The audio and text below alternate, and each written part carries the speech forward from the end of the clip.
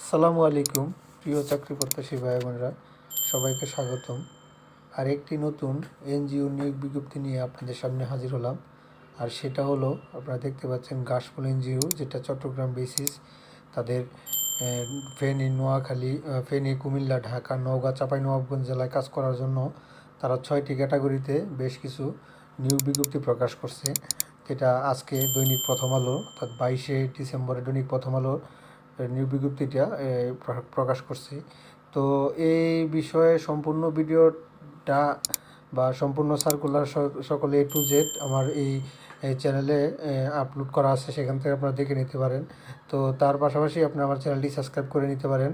আমার এখানে সকল ধরনের সরকারি বেসরকারি প্রাইভেট এনজিও, সাপ্তাহিক চাকরির খবর, ফার্মাসিউটিক্যাল সকল নিয়োগ বিজ্ঞপ্তিগুলো আপনাদের সামনে নিয়ে আসি।